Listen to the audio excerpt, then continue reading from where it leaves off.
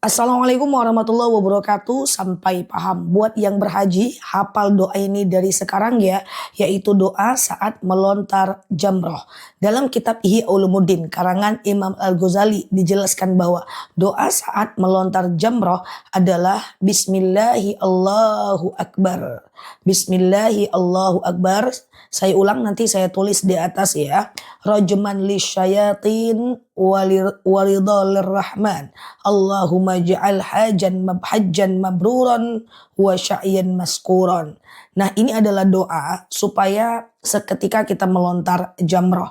Jadi teman-teman nanti aku tuliskan di atas, ngafalnya pelan-pelan. Bismillahi Allahu Akbar dulu, gitu kan. Nah, lalu kemudian dihafal lagi besoknya. Rajman lisyayatin, gitu ya. Rajman lisyayatin, gitu ya. Lalu kemudian dilanjutkan lagi ya hafalannya. Jadi hafalnya per kata aja. Walidhalur rahman, walidhalir rahman, gitu ya. Nah, Allahumma hajjan mabruran wa sa'yan mashkuran. Jadi teman-teman hafal itu per hari aja. Nah, ini dibaca ya. Nah, artinya adalah Bismillahi Allahu Akbar dengan nama Allah yang maha besar. Jadi Bismillahi Allahu Akbar dengan nama Allah yang maha besar. Rajman li syaitan, laknat bagi syaitan. Waridho lirrahman, yaitu keridoan dari Allah yang maha pengasih. Jadi syaitannya dilaknat, keridoan dari Allah yang maha pengasih. Allahumma ja'al hajjan mabruran. Ya Allah, jadikan hajiku haji yang mabrur. Wa sa'yan mashkuran, yaitu dan kemudian sa'iku sa'i yang disyukuri. Nah, ini adalah doa ketika kita melontar jamroh. Masih ada banyak hari lagi, video ini disimpan, boleh diberikan kepada saudara-saudaranya yang berhaji sehingga bisa dihafal.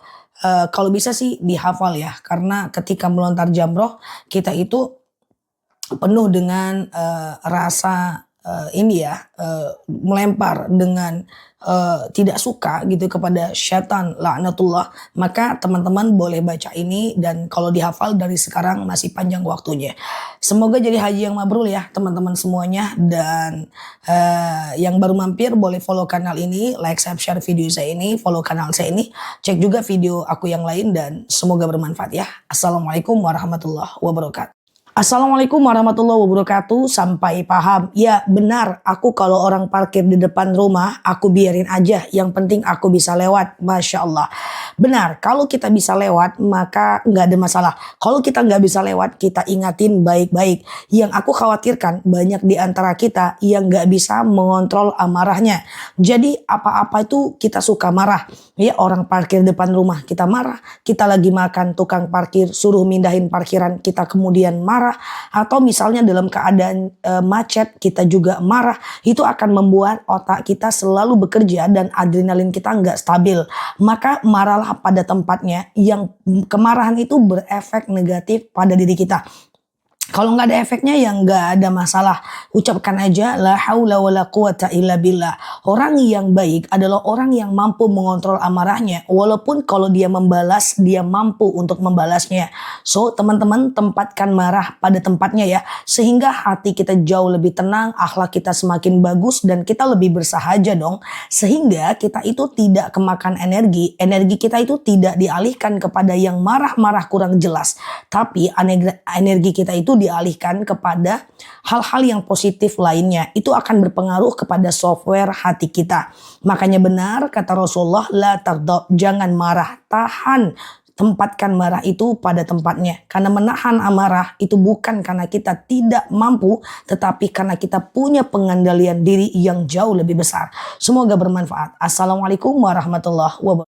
Assalamualaikum warahmatullahi wabarakatuh. Sampai paham. Aku punya hutang ke tukang kredit, tapi orangnya udah nggak jualan lagi. Oke, orangnya ini nggak jualan lagi atau udah nggak ada lagi orangnya. Kalau dia udah nggak jualan lagi, tetap kita harus ganti hutang ke dia. Tapi kalau orangnya nggak ada, pakai cara video aku yang kemarin aku sampaikan. Yang pertama, teman-teman bisa cari ahli warisnya. Yang kedua, kalau nggak ada, ya ganti dengan sedekah.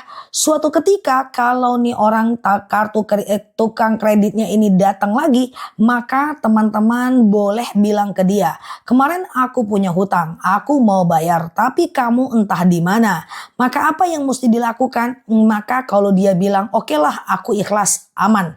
Tapi kalau dia nggak ikhlas, tetap kita harus ganti hutangnya yang kemarin dianggap sedekah ya. Semoga bermanfaat teman-teman semuanya. Ingat, sebisa mungkin hindari hutang piutang.